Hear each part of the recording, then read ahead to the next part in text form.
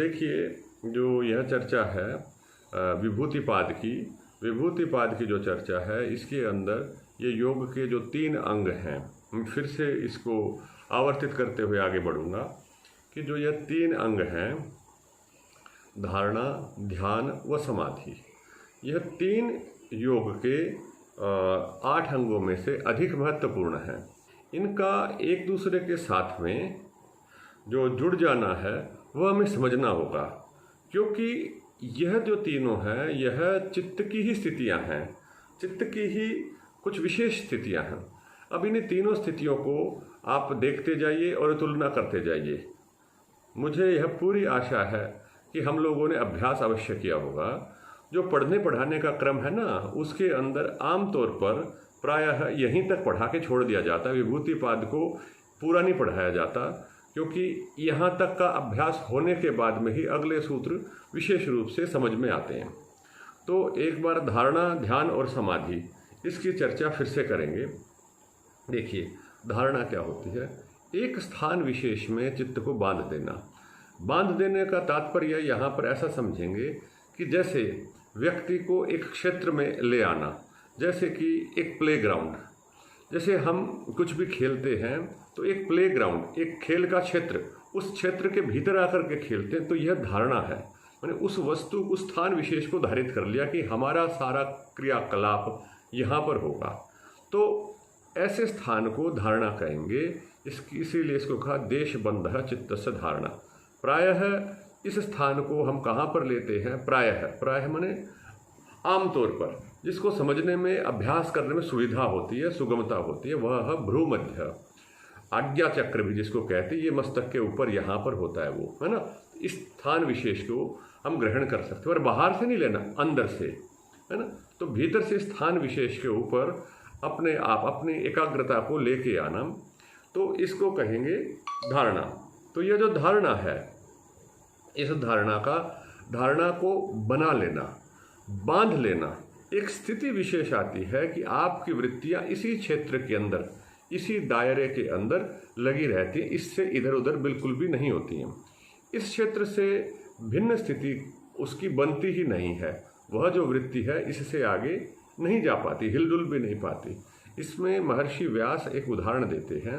वो कहते हैं कि जैसे गाय अथवा बछड़ा, एक रस्सी से उसको बांध दिया जाता है अपने खूंटे के साथ में, तो वह उस खूंटे से बंधा रहता है, उस खूंटे से इधर उधर नहीं जाता। ठीक है जी।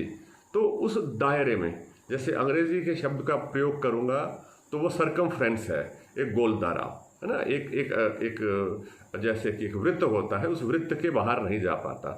इसको कहेंगे आज्ञा चक्र। चक्र के भीतर ही वह स्थिर हो गया है। तो यह धारणा है। तो धारणा की एक स्टेट है, इसको आप अचीव कर लेंगे। ऐसा नहीं है कि इस पर प्रयास करना पड़ेगा। जैसे ही धारणा आपकी आ जाएगी तो इस दायरे के भीतर ही आप गतिविधियों को, चित्त की गतिविधियों को इसी दायरे में आप अनुभव करेंगे। इससे आगे पीछे इधर उधर नहीं होगा। ऐसा एक स्थान विशेष इसमें बंध जाएगा। इस प्रकार से आप समझ सकते हैं कि ये शरीर के कुछ विशेष बिंदु हैं जिनमें चित्त की एकाग्रता संभव है, अथवा चित्त की अगली भूमियों के लिए हम प्रयास कर सकते हैं। शरीर के अंदर स्थान विशेष थे। जब हम आगे विभूतियों में चर्चा करेंगे तो इन स्थानों की विशेष चर्चा वहाँ पर भी होगी। तो इस दायरे को, इस स्थान विशेष को निश्चित करके और अभ्यास करके बांध लेना। एक स्थान पे बांध लेना, फिर दूसरे स्थान पे बांधेंगे। अलग भिन्न भिन्न स्थानों पर हम यह प्रयास करते रहेंगे, तो उन प्रयासों को आगे बताएंगे। तो हर स्थान पर बांध देने से भिन्न भिन्न प्रकार के अनुभव होंगे, भिन्न भिन्न प्रकार के कार्य होंगे। जैसे कि, और उदाहरण देता हूँ इसका और स्पष्ट करते हैं। जैसे कि आपको कई सारे खेल, जैसे मैंने प्लेग्राउंड का उदाहरण दिया था, कि जैसे आपको क्रिकेट खेलना है तो क्रिकेट का अलग प्रकार का खेल का मैदान होगा, भूमि अलग भिन्न होगी। फुटबॉल खेलना है तो अलग होगी, यदि वो बैडमिंटन खेलना है तो अलग होगी, अगर आपको कुश्ती करना है तो भिन्न होगी, इंडोर गेम्स खेलना है तो भिन्न होगी। इसी प्रकार से हमारे शरीर के भीतर ऐसे भिन्न भिन्न स्थान परमात्मा ने बनाए हैं कि जहाँ जहाँ पर धारणा का अभ्यास करने से आपको भिन्न भिन्न प्रकार की अनुभूतियाँ होंगी, अथवा भिन्न भिन्न प्रकार के ज्ञान का प्रकाश होगा। तो उन स्थानों का नाम लिया गया है। कुछ स्थानों के नाम प्रमुख हैं, जैसे कि मस्तक, भ्रूमध्य, आज्ञा चक्र है, कंठकूप है। देखो 2 प्रकार के नामकरण हैं यहाँ पे। एक तो हठ योग के नाम है, जो 8 चक्रों की चर्चा होती है, वह नाम है, परंतु उन 8 चक्रों के नाम महर्षि पतंजलि के नहीं है। इन्होंने कहा कंठकूप कहा, इधर कहा मूर्धा शब्द का कहा, हृदय कहा, नाभि कहा। इस तरह की ये 5-6 स्थान यहाँ पर इन्होंने स्पष्ट रूप से बताए हैं। ऐसे ही पीछे कमर के पीछे भी एक स्थान बताया, वो आगे हम बताएंगे। तो तात्पर्य यहाँ पर अभी वर्तमान में इतना ही समझने का है कि यह जो धारणा वाला स्थान है, इस धारणा वाले स्थान को पक्का करना। पहले एक स्थान पर हम अपनी धारणा को दृढ़ करेंगे, फिर उसके बाद में जब एक स्थान पर दृढ़ हो जाएगी तो भिन्न भिन्न स्थानों पर भी दृढ़ करना सुगम होगा, आसान होगा, सरल होगा। तो ऐसे हम इस धारणा को बनाएंगे। देश बंध चित्त से, चित्त को एक स्थान में बांधना। बोले कैसे बांधना? बस आंख बंद करके वृत्तियों को एक स्थान पर इकट्ठा करते रहो, उस स्थान का ध्यान करो और कुछ ध्यान नहीं करना, उसी स्थान पर एकाग्र करते रहिए, करते रहिए। कुछ काल के बाद में इसे एकाग्रता आ जाएगी, कुछ काल के अभ्यास के बाद में। पीछे से हम आसन, प्राणायाम और प्रत्याहार करते हुए आ रहे हैं, ठीक है ना। तो उनको भी अभ्यास करने से इसको करने में सरलता होगी। कुछ काल लगता है, कुछ दिन लग सकते, कुछ महीने भी लग सकते हैं, तो उसकी चिंता नहीं करनी। तो परंतु इसमें चित्त रुक सा गया, ऐसा आपको अनुभव हो गया होगा कि भीतर की वृत्तियां रुक सी गई, रुकी नहीं है। इस स्थान के भीतर वो गतिविधि चल रही है, वैसे रुक गई है, बाहर की नहीं आ रही है, बाहर का प्रभाव आप पर नहीं पड़ रहा है। तो ऐसा स्तर है धारणा का, संधारित करना, उसको आप कंटेन कर सकते उस चीज़ को, ठीक है जी। तो यह धारणा को थोड़ा सा मैंने बताया विशेष रूप से, और आपका कोई प्रश्न होगा तो उसको भी हम इस चर्चा के बाद में ले लेंगे। दूसरा कहते तत्र प्रत्यय एकतांता ध्यानम, तत्र प्रत्यय एकतांता, प्रत्यय की एकतांता। प्रत्यय मने, जैसे मैंने पहले ही बताया है कि प्रत्यय क्या होता है। प्रत्यय मने कोई विषय विशेष है, किसी एक तरह का ही चिंतन, वो उस प्रकार का प्रत्यय है। एक ही वस्तु का चिंतन, एक वस्तु के ही गुण धर्मों के बारे में चिंतन करना, विचार करना, यह प्रत्यय हो गया। वस्तु ही नहीं, कुछ भी हो सकता है, वह सब प्रत्यय के अंतर्गत आता है। सब्जेक्ट भी कह सकते हैं इसको। तो उसी सब्जेक्ट को लेकर के आप उसको अपने अंडर कंसिडरेशन ले लेंगे। आपने उसके ऊपर चिंतन प्रारंभ किया, कहाँ किया? वो जो धारणा बन गई थी, एक स्थान में आपने स्वयं को रोक लिया था, उस स्थान के भीतर स्थित होकर अपनी वृत्तियों को एक विषय में लगाएंगे। आप उस विषय के ऊपर खूब चिंतन चलेगा हमारा, उसी विषय के ऊपर और गहरा सोचते जाएंगे, विचार करते जाएंगे, फिर से विचार, पुनः उस विषय से भिन्न विषय हमारा चिंतन नहीं होगा। प्रत्यय का तात्पर्य यह भी समझेंगे कि उसमें हमारा एक लक्ष्य निश्चित है, इसी विषय पर चिंतन करना है, यही एक प्रत्यय है। तो उस विषय से भिन्न विषय को नहीं आएंगे, उस विषय से जुड़ी हुई चर्चाएं हो सकती, पर विषय से दूर नहीं जाना है। तो वह सारी चर्चा प्रत्यय के अंतर्गत कहलाएगी। तब उस विषय के ऊपर ही व्यक्ति फोकस्ड हो जाता है, पूर्णतया लग जाता है। तो ऐसी स्थिति को कहते हैं ध्यान। इस स्थिति का नाम है ध्यान। उस विषय के अतिरिक्त उसके भीतर कोई विषय आता ही नहीं है, ऐसी एक स्थिति अटेन हो जाती, एक स्थिति को आप प्राप्त कर लेते हैं कि अन्य कोई विषय वहाँ पर नहीं आता। और समझेंगे इसको। अब आपका जो पारंपरिक उदाहरण है वो तेल धारा का उदाहरण है। जैसे एक पात्र से, एक बर्तन से दूसरे पात्र में तेल को डाला जाता है, तो देखो उसके आ तो रहे कण कण तेल के या जल की धारा, परंतु वो ऊपर से और नीचे तक इस प्रकार से मिला होता है तो आपको पता नहीं चलता कि ये तेल गिर रहा है, उसकी एक धारा सी बन जाती है। माने इस प्रकार से फाइन, इस प्रकार से सुनिश्चित हो जाता है कि उसके भीतर कुछ भी अन्य हलचल, कोई छींटा आदि नहीं गिरता है। तो इसी प्रकार से उसी विषय से भिन्न कोई भी विषय निकट नहीं आ पाता, ऐसी एक स्थिति है। जब मैं स्थिति कहता हूं तो आप लोग इस बात को अच्छे से समझ लेना कि स्थिति का तात्पर्य है कि आपको प्रयास नहीं करना पड़ रहा है, प्रयास होने के बाद में वह चीज़ प्राप्त हो गई है। यहाँ पर हम लोग प्रायः भ्रमित हो जाते हैं कि कहते कि हम ध्यान कर रहे, यद्यपि हम ध्यान नहीं कर रहे होते, हम ध्यान का अभ्यास कर रहे होते हैं। ध्यान तो एक स्थिति विशेष है जब आपको प्रत्यय की एकतानता हो जाए। इस एकतानता का हम अभ्यास कर रहे हैं, परंतु जब वो प्राप्त हो गया तो उसको कहेंगे ध्यान। ये स्टेट ऑफ चित्त की एक स्थिति विशेष है। तो यह भी आ जाती, कभी कभी अपने रुचि के विषय में आप लोग अभ्यास करते हैं, आपको प्राप्त होती है सरलता से, कभी कभी पता भी नहीं चलता हमारे पता, परंतु यहाँ हमने प्रयासपूर्वक किसी भी विषय पर हमने लगाया, रुचि के विषय में आसान होता है। फिर तीसरा अब आते हैं समाधि के ऊपर। जो समाधि की स्थिति है वह स्थिति है तदेव अर्थमात्र निर्वाह। तदेव किसमें? उसी ध्यान में।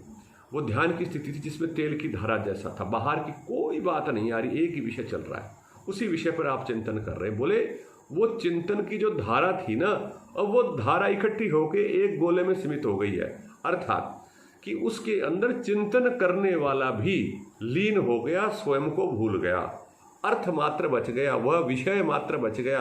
विषय के बारे में जो चिंतन कर रहा था वो स्वयं को ही पूर्णतया भूला गया। वहाँ पे स्वरूप शून्यम इव, स्वरूप शून्य जैसा है, भूल गए जैसे, समाप्त नहीं हुआ है, शून्य नहीं हुआ, शून्यम इव, शून्य जैसा हो गया है, अर्थमात्र का निर्भास है। तदेव अर्थमात्र निर्भासम, अर्थमात्र वो वस्तु तत्व ही प्रकाशित हो जाती है। जिस विषय का ध्यान करते हो वस्तु तत्व पूर्णतया आपके सामने उद्घाटित हो जाती है, अपने रूप को प्रकट कर देती है। वह स्थिति है समाधि की। और स्वयं को उस समय पर पूर्णतया आप भूल चुके होते हो, आप स्वयं को वहाँ पर नहीं बता पाते, नहीं प्रकट कर पाते। किंतु यहाँ पर मैंने पहले ही बताया था, फिर से आवर्तित कर रहा हूँ, यहाँ पर प्रत्यय, वही प्रत्यय जो ध्यान वाला प्रत्यय, वही समाधि में प्रत्यय ही अर्थमात्र को बताने वाला हो जाता है और स्वरूप भूल जाते हैं। तो यह प्रत्यय जीवात्मा भी हो सकता है, यह प्रत्यय प्रकृति भी हो सकती है, यह प्रत्यय ईश्वर भी हो सकता है। ठीक है जी। जब प्रत्यय जीवात्मा होगा तो वह जीवात्मा को ही दिखाने वाला होगा, अन्य को नहीं होगा। तो इस प्रकार से इसको समझना चाहिए। यह जो बताया उन्होंने, ये चित्त की स्थितियाँ बताई हैं। इन स्थितियों को आप किसी भी स्थिति में, किसी भी स्तर पर, किसी भी विषय में अभ्यास कर सकते हैं। चित्त की शक्ति है यह तो।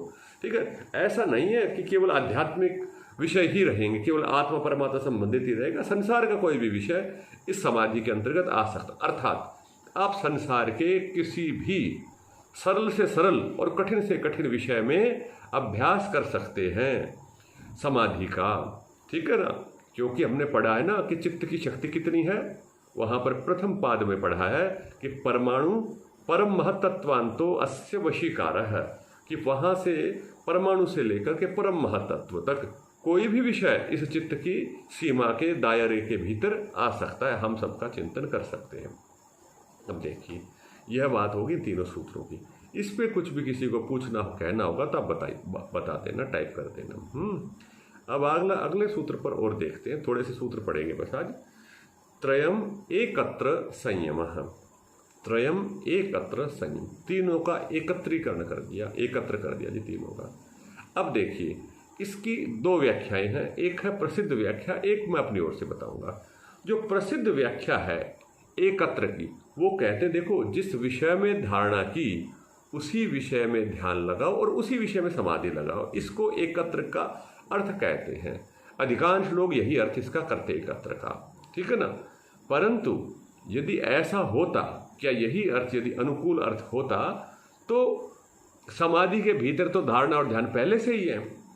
ठीक है जी। तो यह भिन्न भिन्न अर्थ, भिन्न सूत्र बनाने की आवश्यकता क्या हुई।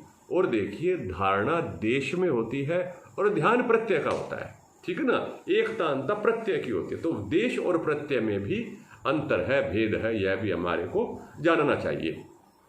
तो तीनों का एकत्रीकरण करना। अब एकत्रीकरण का मतलब धारणा के बाद में, धारणा पर अपने को रुकना नहीं है, ध्यान करना और समाधि लगाना। अब जो यह एकत्रीकरण है, यह एकत्रीकरण क्या है? यह एकत्रीकरण है कि धारणा का अभ्यास करने में, अभ्यास करके धारणा तक पहुंचने में आपको कितना समय लगा। अब मुझे नहीं पता कि आप में से कितने लोगों को धारणा का अभ्यास हो चुका है, अर्थात धारणा आप सुनिश्चित कर पाते हैं, दृढ़ कर पाते, मुझे नहीं पता है ना। क्योंकि संवाद अच्छे से होगा तभी संभवतः हम कुछ बता पाएंगे। और कितने लोग हम में से ऐसे हैं कि जो ध्यान का अभ्यास करके और ध्यान की स्थिति को प्राप्त कर पाते हैं, जिन प्रत्यय की एकतांता जिनकी हो गई है।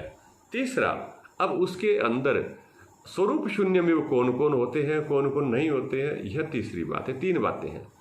तो अब चूंकि इन 3 का हमारा अभ्यास कमजोर है, तो इसलिए यह एकत्र को समझना कठिन है। अब मैं आपको थोड़ा सा एक उदाहरण से बताऊंगा, अनेक उदाहरण हैं। एक जब आप अभ्यास शुरू करते हैं तो कुछ काल लगता है ध्यान की स्थिति तक पहुंचने में। मान लीजिए कि आधा घंटा लगता है, 30 मिनट लगते हैं धारणा के अभ्यास होने में, अर्थात धारणा का टिकने में। क्योंकि बाहर से आपके इंद्रियों का प्रत्याहार ही नहीं है, इधर उधर के विचार आते हैं तो वो एक स्थान पर एकाग्र करते हैं। कई बार तो हमारी धारणा ही नहीं लगती, तो कभी कभी धारणा लग गई, चलो धारणा लग गई, ठीक है जी। इसके बाद में आपने वहीं पर प्रत्यय एकांता का अभ्यास किया, तो उसमें फिर 1 घंटा लग गया। करते करते करते करते आधा 1 घंटा और हो गया है। जल्दी भी हो सकता है, शीघ्र भी हो सकता है। तो इसके बाद में करते करते ध्यान के बाद फिर धीरे धीरे धीरे धीरे कुछ दिनों के बाद, महीनों के बाद समाधि का अभ्यास भी हो गया, हमारे को समाधि भी प्राप्त होने लग गई, ठीक है जी। और उसके अंदर विशेष विशेष अनुभव भी होने लग गए समाधि के। परंतु अभी हमारा ऐसा अभ्यास नहीं है कि हम धारणा लगाएं और झट से समाधि में पहुंच जाएं। झट से का मतलब समझते हैं, आंख बंद करिए और समाधि। तो वो कहते हैं, हमारे ये संत लोग बोलते हैं कि बोले जैसे गर्दन झुकाई और प्रभु के दर्शन हो गए, एकदम आंखें बंद करी और वही उसका रूप हमारे को प्रकट हो गया। तो ऐसा अभ्यास, इसका नाम है एकत्रीकरण, कि वह एकत्र हो जाना, एक ही स्थान पर एक ही दम से वह विशेष अभ्यास हो जाना। तीनों एक साथ साथ साथ साथ हमारे को दिख जाएं, मिल जाएं, तीनों ही क्या कहते हैं अवस्थाएं, तो इसको कहेंगे संयम, ठीक है जी। तो संयम समाधि की, हाँ जी, संयम जो है ये समाधि की उच्च स्थिति का नाम कह सकते हैं। अर्थात समाधि के ही विशेष अभ्यास को आप संयम नाम से बता सकते हैं, ठीक है जी। यह संयम है, समाधि का विशेष अभ्यास। कैसा अभ्यास? ऐसा अभ्यास, यूं सोचा और समाधि लग गई, ये है संयम।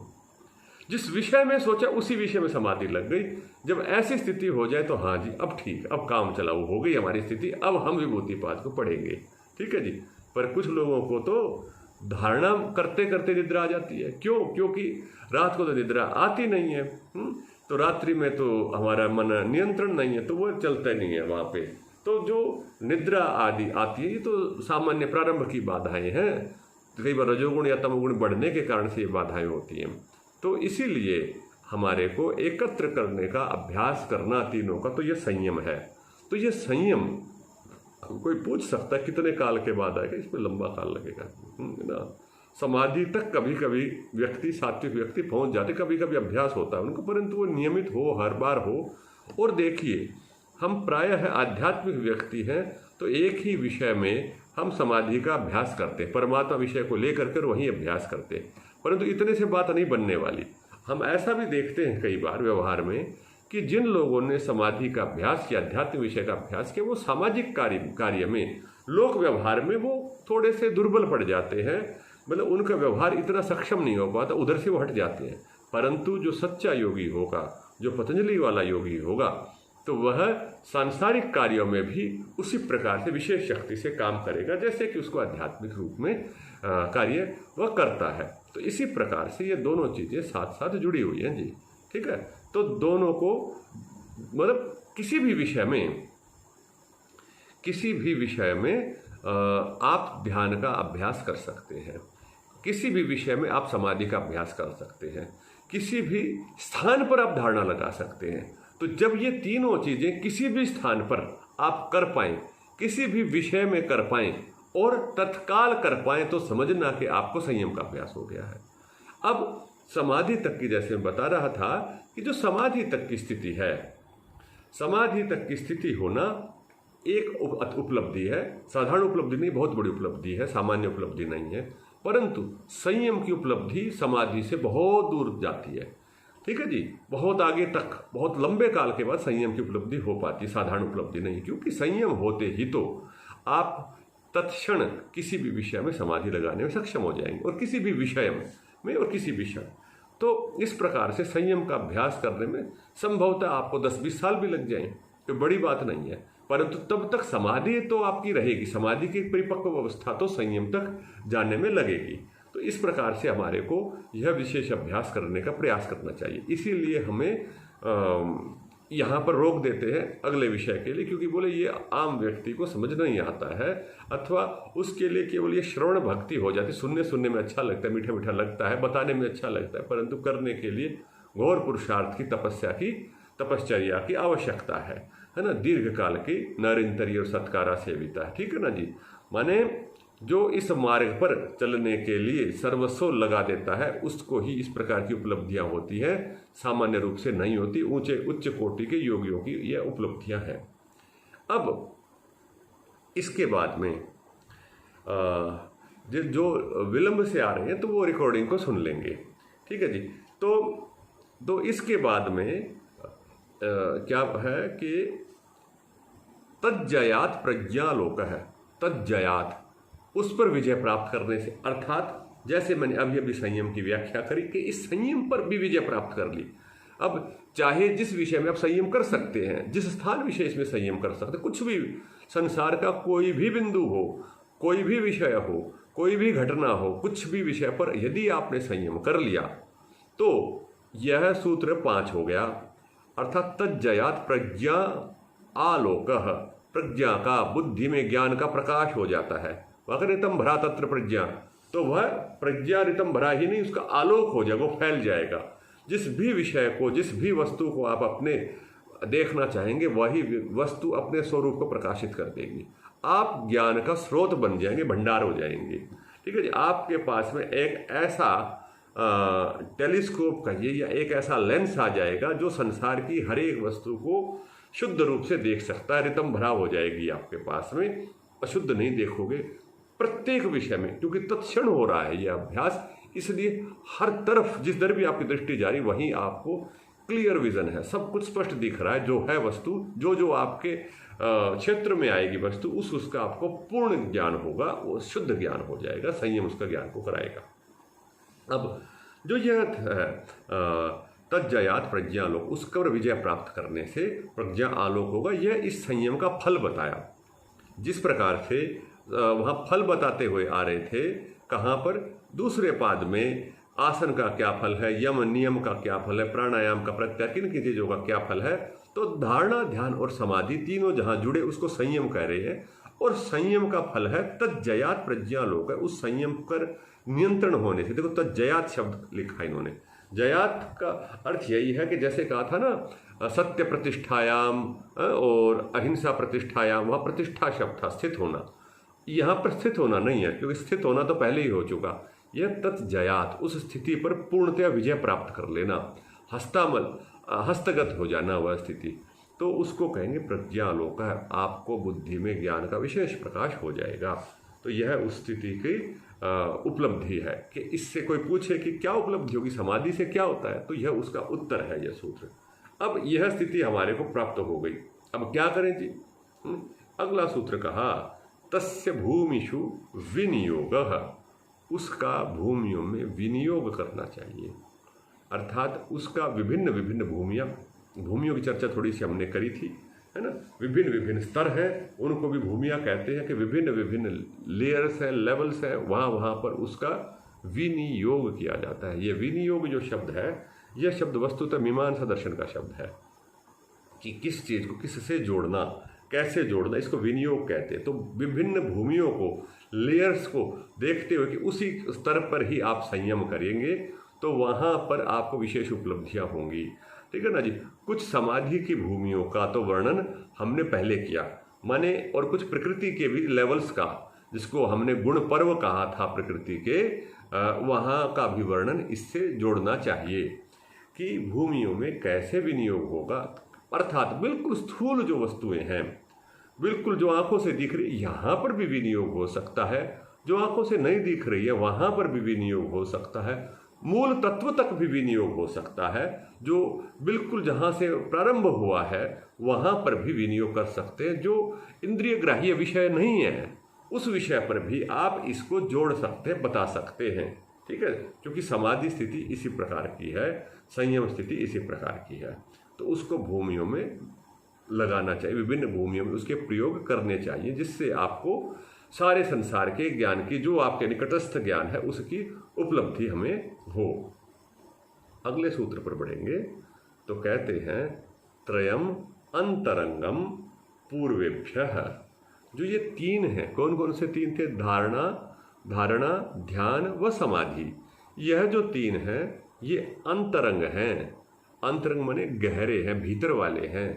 किसकी तुलना में? पूर्वेभ्यः, जो इससे पहले के 5 थे, है ना? यम, नियम, आसन, प्राणायाम और प्रत्याहार, यह जो 5 थे इनसे ये गहरे हैं, अंतरंग हैं। ये स्थूल है, ये बाहर का लेयर है, परंतु ये भीतर वाला स्तर है। किसका? धारणा, ध्यान व समाधि का। ठीक है जी। अब अगला सूत्र बड़ा इंपॉर्टेंट है। अगर आपको पहला पाद अच्छे से देखा है तो ये अगला सूत्र एकदम से समझ में आएगा। कहते हैं तदपि बहिरंगम निर्बीजस्य, निर्बीज समाधि की तुलना में। ये देखो ऊपर वाले तो सबीज थे ना, विभिन्न प्रत्यय हैं तो वो सबीज में आएंगे, बीज सहित थे। ठीक है ना? ता एव सबीज समाधि था ना वहाँ पे, तो वो सबीज समाधि था। और निर्बीज समाधि क्या है? निर्बीज समाधि प्रथम पाद का अंतिम सूत्र आएगा निर्बीज समाधि का। तो वहाँ पर बताया है कि तस्यापि निरोधे सर्वनिरोधात् निर्बीज, है ना? कि सब जो ऋतंभरा प्रज्ञा वाले जो संस्कार थे उनका भी निरोध कर दिया है, तो सर्वनिरोध हो जाता है, तो वो निर्बीज समाधि है।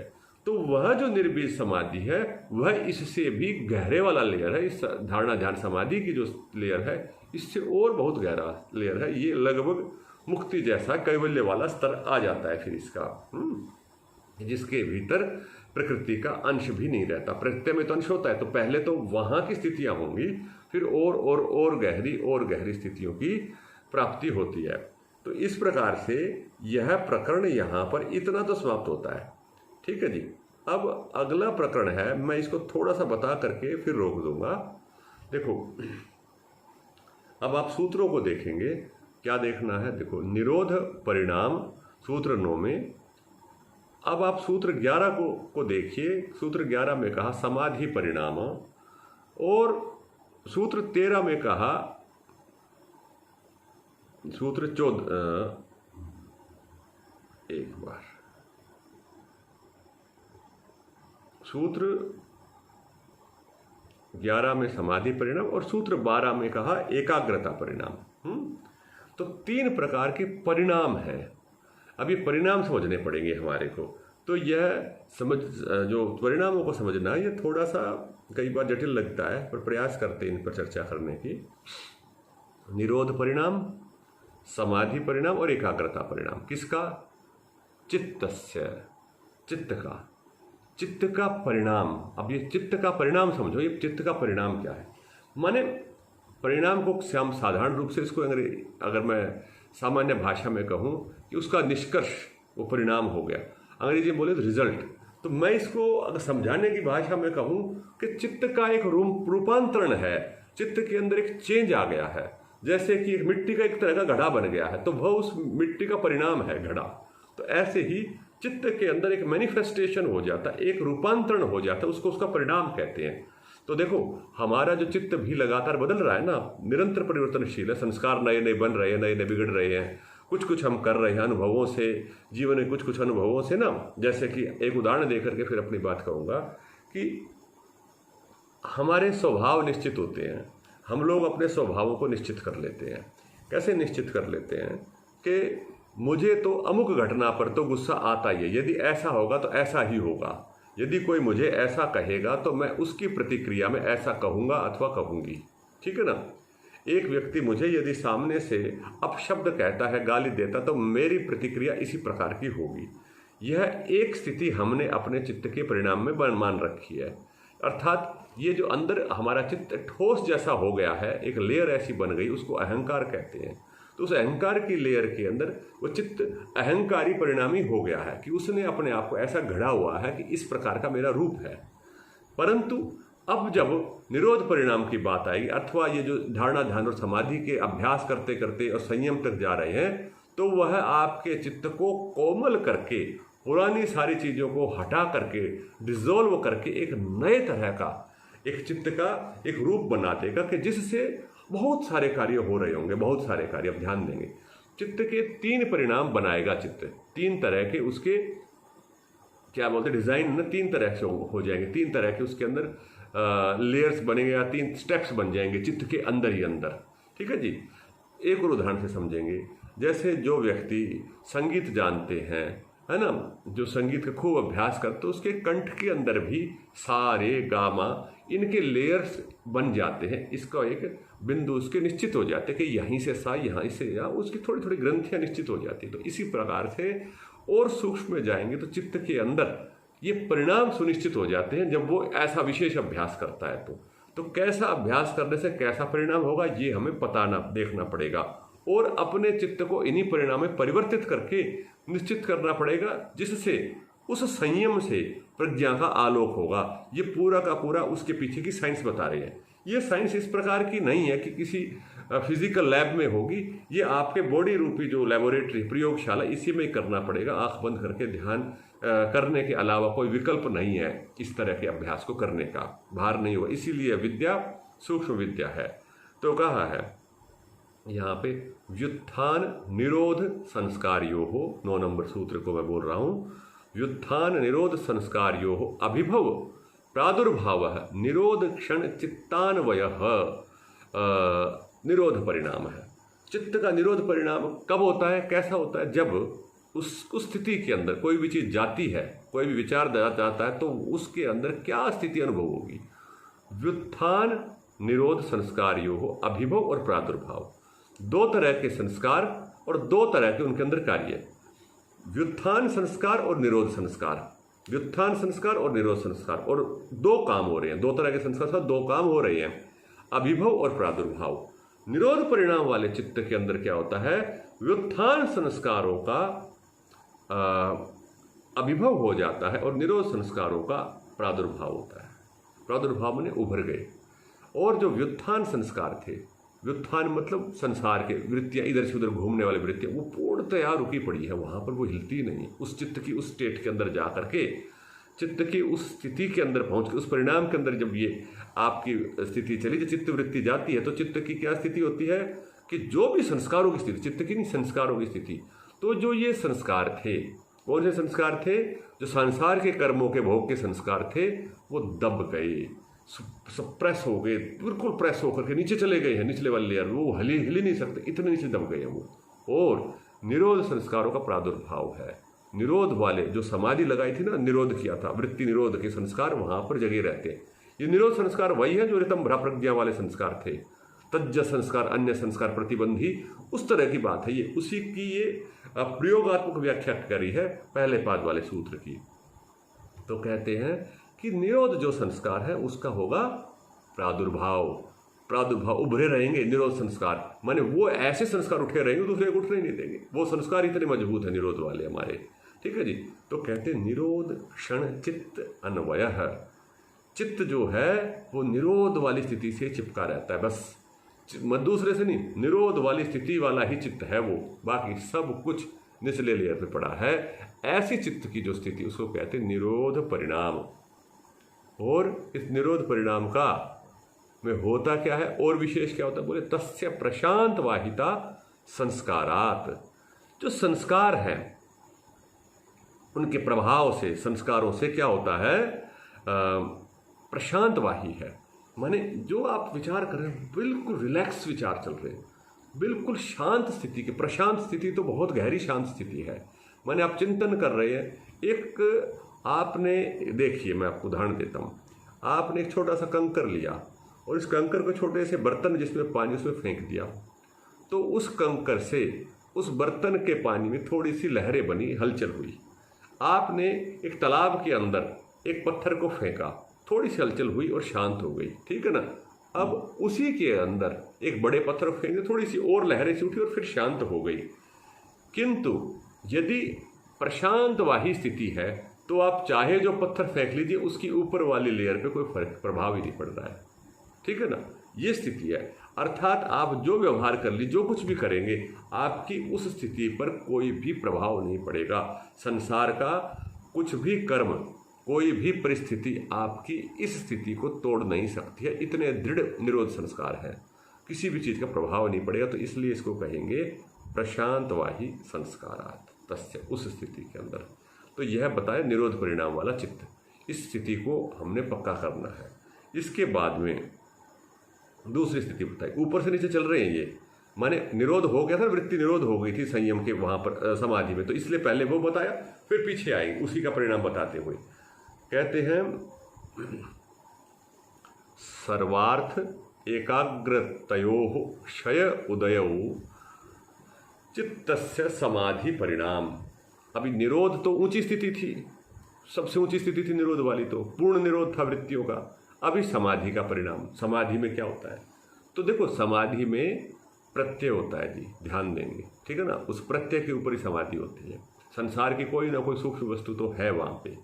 तो कहते हैं सर्वार्थता एकाग्रता, दो चीजें, सर्वार्थता और एकाग्रता। सर्वार्थता और दोनों एक दूसरे के कुछ कुछ विपरीत से शब्द हैं। तो कहते हैं सर्वार्थता का तो क्षय हो जाएगा, एकाग्रता का उदय हो जाएगा जब चित्त का समाधि परिणाम चलेगा। चित्त जब समाधि वाली स्टेट के अंदर पहुंच करके कार्य कर रहा है, तो उसके अंदर जो विषय आएगा उस विषय के ऊपर क्या होगा? सर्वार्थता का क्षय हो जाएगा। सर्वार्थता मतलब अनेक विचार उस विषय के ऊपर आने, क्षय, गिर गए, नहीं आएंगे। उसके ऊपर एकाग्र, एक ही प्रकार का विचार निरंतर आएगा, भिन्न विचार नहीं है, एक ही उसी विषय से संबंधित विचार आएंगे, भिन्न भिन्न विचार वहां पर नहीं आएंगे। तो इसको क्या कहेंगे? समाधि परिणाम चित्त। ठीक है जी। तो ऐसी एक और चित्त की स्टेज क्रिएट हो गई भीतर भीतर, जिसको समाधि परिणाम चित्त कहेंगे। नीचे की एक लेयर थी निरोध परिणाम, समाधि परिणाम, और ऊपर एकाग्रता परिणाम भी बताएंगे। तो इसमें क्या होगा कि सर्वार्थता नहीं है, अनेक चीजें नहीं है, एकाग्रता है। और उसके अंदर भी अगली स्थिति बता रहे थे, जैसे कहा था ना कि जो विषय है प्रत्यय का क्या है, वो जो स्वयं का स्वरूप शून्यम होगा और अर्थमात्र निर्भास रहेगा। तो अर्थमात्र निर्भास वाली स्थिति है। जब अर्थमात्र बच जाएगा, केवल अर्थमात्र बच जाएगा, तो यह उसी अर्थ को ही कहने के लिए एकाग्रता उदय है। वो एक ही अर्थ का उदय है, उसके अंदर कोई और संभावनाएं और किसी चीज से योग वहां पर नहीं होगा। तो इसको कहते हैं चित्त का समाधि परिणाम। तो जब आपने कोई विषय के विषय, चलो अभी आगे बताऊंगा, एक और सूत्र देख लीजिए, फिर अगली बात करेंगे।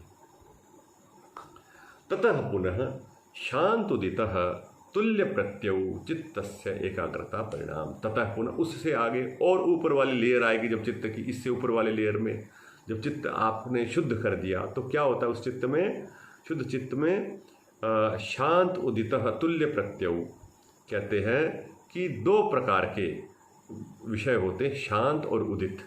ठीक है जी, कि शांत और उदित, शांत होना और उदय होना, विषय का शांत होना और उदित होना।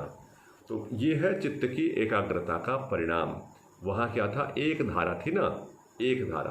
तो किस चीज़ की शांति है? बाहर की विषयों की। तो शांति, एक धारा जब बह रही है ना, जब आपको बताया था कि तेल धारा एकाग्रता के भीतर ध्यान में बताया, तो वो जो तेल धारा है उसको कह रहे शांत, शांत है। और एक विषय का उदय है, बाहर के विषय उसको छेड़छाड़ नहीं कर रहे, परंतु कोई बाहर का विषय उसके अंदर आके घुसना चाहेगा तो घुस सकता है, क्योंकि वो बाहर का लेयर है, उसके अंदर विषय बिल्कुल स्पष्ट है। स्थूल रूप से उसके साथ में अन्य विषय भी उसको साथ साथ दिखाई दे रहे हैं, वो मुख्य विषय के साथ भिन्न विषय भी हैं। परंतु समाधि में जो समाधि परिणाम चित्त है, उसके अंदर अन्य विषय बिल्कुल गायब हो गए, उसका तो क्षय हो गया। इसमें क्षय नहीं है। ठीक है जी, शांत है बस, और एक विषय का उदय है, समाप्त नहीं है, वहाँ क्षय हो गया। और उससे ऊपर निरोध के अंदर तो पूरा ही समाप्त हो गया, उसमें कुछ बचा ही नहीं, संस्कार तक भी उसमें बिल्कुल नीचे चले गए।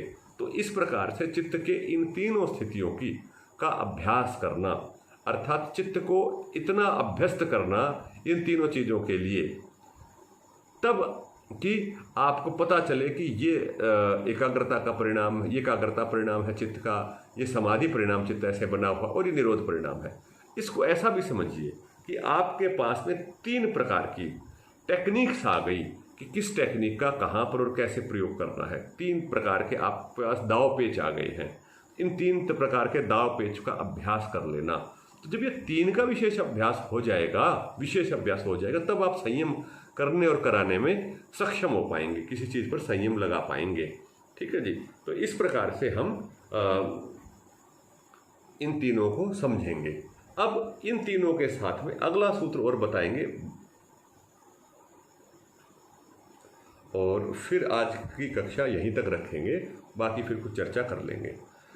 एतेन भूतेन्द्रियेषु धर्म लक्षण अवस्था परिणाम व्याख्याता।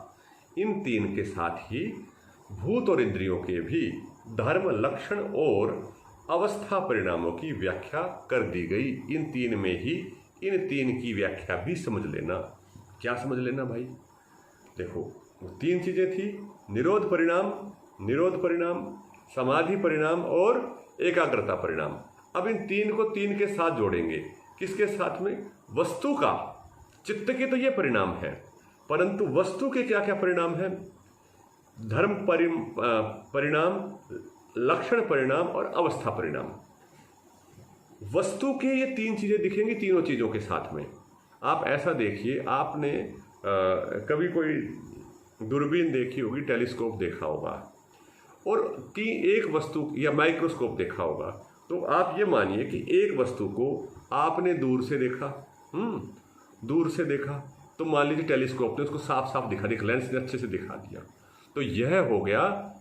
अब जो ये लेंस था, जो ये दिखाने वाला था लेंस, इसका नाम है, जो स्थूल चीज को दिखा रहा है, बाहर वाली स्तर को दिखा रहा है, यह है अवस्था परिणाम। और उधर ऊपर चले गए तो एकाग्रता परिणाम। अर्थात सूत्र 13 की दृष्टि से देखेंगे, सूत्र 13 की दृष्टि, वस्तु का तो ये हो गया अवस्था, वस्तु की स्थूल अवस्था, उसकी जो फिजिकल स्टेट है, उस फिजिकल स्टेट को दिखा देगा, जो ये है उसका अवस्था परिणाम वस्तु का। और चित्त का लेंस कौन सा है, वो जिससे वो दिखा पा रहा है, अथवा उसका जो फोकस कहाँ पर, किस बिंदु पे, तो उसको वो कहेगा एकाग्रता परिणाम। एकाग्रता परिणाम से वस्तु का अवस्था दिखाई देती है, अवस्था परिणाम वस्तु की पता चलती है, एक बात।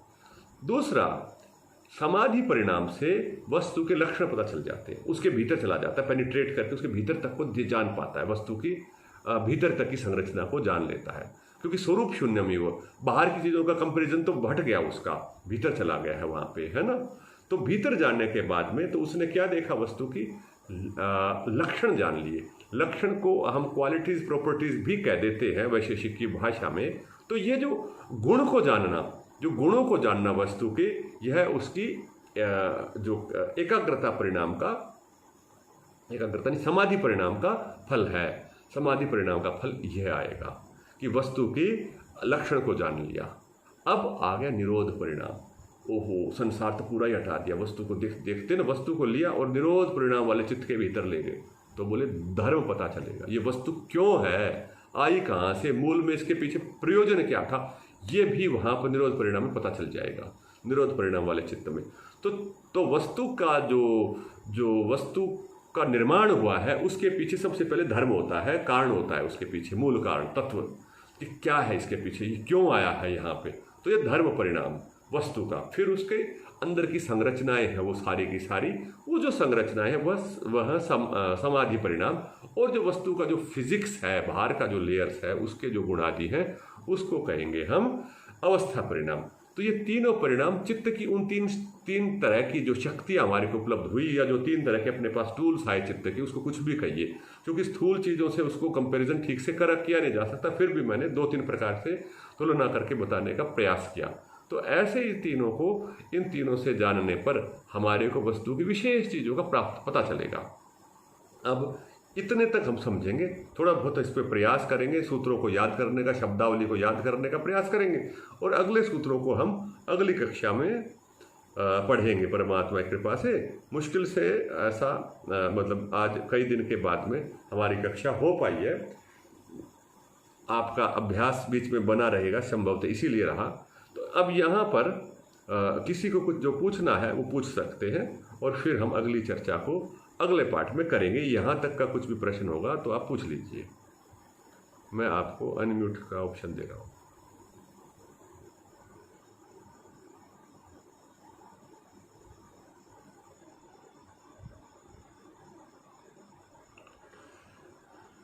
हाँ जी, और ये भी बताइए कि ये चर्चा कैसी लगी, कितनी समझ आई, कितनी नहीं आई। नमस्ते गुरुजी। हाँ जी, नमस्ते जी। गुरुजी, पिछली वाली कक्षा ना मेरी हो नहीं पाई थी, नेटवर्क बड़ी समस्या दे रहे थे इधर, और आज भी बार बार कट कट के हुई है ये कक्षा। तो समझ में तो आ गया जो आपने बताया बाद के सूत्र, और चर्चा नहीं, जैसे एक ज्ञान का भंडार बोलेंगे कि जो समझ में नहीं आए थे शब्द, पहले कभी केवल शब्द पढ़ लेते थे उसका कि ये इसका अर्थ क्या हो सकता है, फिर अपने उससे जानने का प्रयास करते थे। लेकिन आपने इतनी सरल तरीके से बताया कि उसको हम व्यवहार में कैसे लाएं, वो बहुत अच्छा। मैं अपने विचार ये बता रही हूँ, औरों की मुझे मालूम नहीं है, लेकिन एक नया जो दृष्टिकोण, जैसे दर्शन है ना, योग दर्शन, एक नया नजरिया जैसे हम कहते हैं कि जीवन को हम ऐसे भी देख सकते हैं, तो ये बहुत अच्छा लगा। और अभी आज आपने एक बात कही कि जैसे हम संसार से थोड़ा सा कट से जाते हैं, तो ये मुझे पूछना था। जैसे अब पहले ये था कि जो कोई भी मिलता था, चलो वो कह रहा है उसका सुन लेते थे, वो किसी के बारे में बुराई भी कर रहा है तो भी प्रति उत्तर ना देके सुन के चले आते थे। लेकिन अब बात करने की इच्छा नहीं होती कि ये बुराई करेगा और हमको सुननी पड़ेगी, हम इसमें क्यों सहभागी बने, तो इच्छा ही नहीं होती बात करने की। तो ये क्या, फिर ये तो मतलब क्या हो गया, व्यवहार कटना हो गया, ये क्या हो गया फिर? हाँ जी, देखो ये जो है, ये बहुत से लोगों को ऐसा अनुभव होता है जी, व्यवहार से कटने वाला। बहुत से लोगों को ऐसा लगता है व्यवहार के विषय में। तो इसको हम ऐसा समझेंगे कि आप कट नहीं रहे व्यवहार से, आप एक स्वयं को एक नए व्यवहार के लिए तैयार कर रहे हैं। जैसे एक व्यक्ति नई भाषा को सीखता है अथवा नए लोगों के पास में, नई भाषा वाले लोगों के पास पहुंच जाता है, तो उसके साथ ही वो अभ्यास करता है सीखने का। तो अभी शुरुआत है, तो इस संसार के साथ में सही व्यवहार क्या करोगे, तो समाधि में स्थित होकर व्यवहार करोगे कि जिससे आपको, आपके ऊपर ये संसार प्रभाव नहीं डाल पाएगा, आपके चित्त की एकाग्रता को हलचल में नहीं ला पाएगा ये संसार, ठीक है ना। ऐसे स्तर पे जाके व्यवहार करने का ये अभ्यास है। शुरू में थोड़े दिन लगेगा, परंतु धीरे धीरे अगला स्तर आ जाएगा कि आप व्यवहार भी पूरा कर पाएंगे और आप उसमें लिप्त भी नहीं होंगे, परंतु भीतर से आप बिल्कुल खाली रहेंगे और धीरे धीरे सामान्य हो जाएगा व्यवहार। शुरुआत में कुछ काल तक ऐसा अवश्य हो सकता है, पर इसकी चिंता नहीं करनी है। कुछ काल के बाद में आपकी रुचि भी होगी, कुछ दिनों तक हो सकता है कि बात करने का मन ना करे, कई बार धकेल करके बात करना पड़ेगा। वो इसी प्रकार से करना पड़ेगा आपको कि जैसे कि शुरू में योगाभ्यास करने के लिए स्वयं को धकेला ना, योगाभ्यास करने के लिए, अब योगाभ्यास तो करना शुरू कर दिए तो ध्यान में तो थोड़ा आनंद आने लग गया, किंतु अब अपनी जो क्या कहते हैं कंफर्ट स्टेट है, रिलैक्स वाली स्थिति है, वो ध्यान की हो गई है। अब उस स्थिति को लेते हुए व्यवहार करना, ये अगला स्तर आ गया अब ध्यान का ही, कि इस व्यवहार को भी पूरा करेंगे हम और ध्यान भी करेंगे, तो इसमें जोर लगेगा, अगले स्तर का जोर लगेगा। और जब व्यक्ति इस ध्यान की स्थिति को लेते हुए आप पूरा अभ्यास कर पाएंगे, तो पूरा व्यवहार कर पाएंगे, तो वही स्थिति बड़ी ऊंची स्थिति मानी गई है, वो जीवन मुक्त जैसी स्थिति बन जाएगी धीरे धीरे। तो ऐसा हम लोग प्रयास करते रहे, इसको रोकना नहीं है। थोड़ी देर लगेगा, फिर जब जहाँ पर अति आवश्यक होगी धकेलिए, फिर अपने आप प्रेरित करिए व्यवहार के लिए, है ना, और बिना लिप्त हुए हम लोग अभ्यास करेंगे, ठीक है जी। तो ऐसा मुझे कुछ लगता है इसमें। हाँ जी,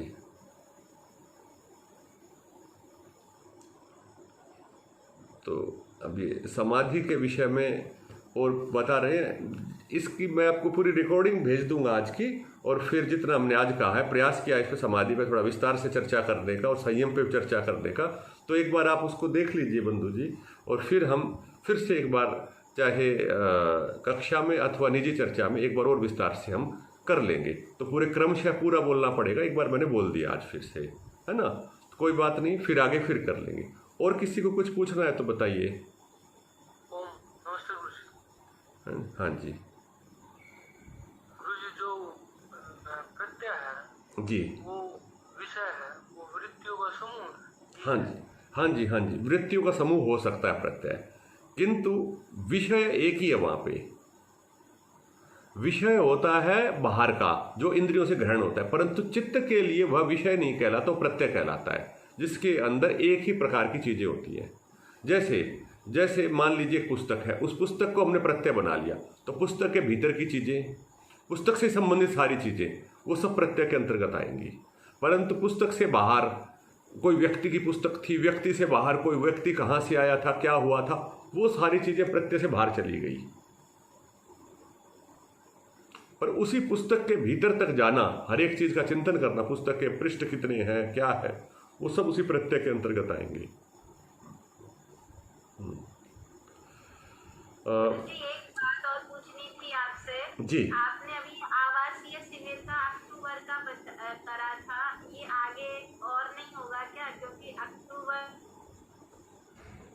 ऐसी विशेष परिस्थितियां है कि आना संभव हो ही नहीं सकता वहाँ पर, तो आगे नहीं आवासीय शिविर लगेगा कोई वहाँ देखो, पर? ऐसा है, हमारे पास में व्यवस्थाएं अधिक नहीं है, परंतु जब आप लोगों का कुछ अनुकूलता बने, किस समय पर आएं और आप लोगों के इकट्ठे हो जाएं कुछ लोग, तो आप मुझे सूचित करना, तो उस प्रकार से हम व्यवस्थाएं बना सकते हैं। ठीक है ना? मतलब क्या है कि ये सब आप लोगों के लिए ही है सारा। तो जैसे ही आप लोग जब आना चाहेंगे या जब अनुकूलता होगी, अपने जैसे यहाँ के ग्रुप से जुड़े हुए लोग होंगे, तो उनके साथ में हम कर सकते हैं विचार। ठीक है ना? किस समय पर है, कौन सा समय अनुकूल है, तो हमारी अनुकूलता और आपकी अनुकूलता को मिला के सुनिश्चित करके आ सकते हैं। ठीक है ना जी? मनन और ध्यान में अंतर। हाँ जी, देखो, मनन क्या है? अब मनन शब्द पतंजलि जी का शब्द नहीं है, यद्यपि अगर आप मनन को ऐसा समझेंगे कि एक ही विषय है, प्रत्यय एक ही है, उसी में चिंतन चल रहा है और बाहरी कोई भी विषय नहीं आ रहा है, तो वह मनन और ध्यान एक ही है। अगर मनन को हम ऐसे डिफाइन करेंगे, तो जो हमने कहा प्रत्यय एक तानता, वही यदि मनन है, उसी को यदि मनन समझा, तो वही ध्यान हो जाएगा। और यदि मनन का जो सिंपल स्थूल अर्थ लेंगे, वो माने किसी विषय के ऊपर चिंतन करना केवल, तो उसके अंदर प्रत्यय एक तानता नहीं होती, अन्य विषय भी साथ में जुड़े हुए आते हैं। तो जो ध्यान है, वह मनन से कुछ गहरा है। सामान्य अर्थों में ध्यान उसकी गहराई की स्थिति है, और मनन की परिभाषा पर निर्भर करेगा कि हम कैसी परिभाषा की मनन को मानेंगे। पतंजलि जी ने स्पष्ट परिभाषा हमारे को ध्यान की दे दी है, मनन की नहीं दी है। हाँ जी, इसी प्रकार से चिंतन के बारे में कर देंगे। चिंतन में चित्त शब्द का प्रयोग है, और चित्त से चिंतन हो जाता है, और मनन में मन शब्द का प्रयोग है। भाव लगभग एक ही है दोनों का, क्योंकि लोक व्यवहार में चित्त और मन ये सब पर्यायवाची, बुद्धि और ये पर्यायवाची के रूप में प्रयोग हो रहे हैं। परंतु जब आप विशेषज्ञता के क्षेत्र में, स्पेशलाइजेशन के क्षेत्र में जाते हैं, तो एक एक शब्द का अंतर पड़ता है। तो हम यहाँ पर पतंजलि जी के शब्दों पर ही केंद्रित हैं। ऋषि पतंजलि ने जो परिभाषा शब्द दिए, उसी पर ध्यान पर ही केंद्रित है। ये सामान्य रूप से इन शब्दों का प्रयोग व्याख्या के रूप में कर सकते हैं। जी,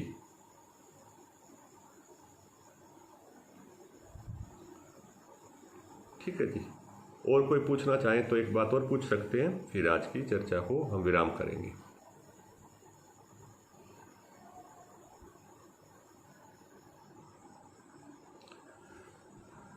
चलिए, तो ठीक है, आज की चर्चा यहीं तक रखते हैं। बहुत दिन बाद आज की कक्षा हमारी संपन्न हुई अच्छे से, और मुझे इस बात की प्रसन्नता है कि हमारा जो निश्चित लोग हैं वो ऐसे कैसे जुड़े हुए हैं निरंतर। तो यह उपलब्धि है आपकी और हमारी मिल करके। तो इसी प्रकार से हम आगे बढ़ते जाएंगे। सूक्ष्म रूप से बाधाएं आएंगी, कार्य जब आगे बढ़ता कुछ ना कुछ होता ही है, तो हम आगे बढ़ते हुए जो सुपरिणाम है वहाँ तक हम पहुँचेंगे। चलिए, शांति करेंगे। ओम शांति शांति शांति। धन्यवाद जी सबको।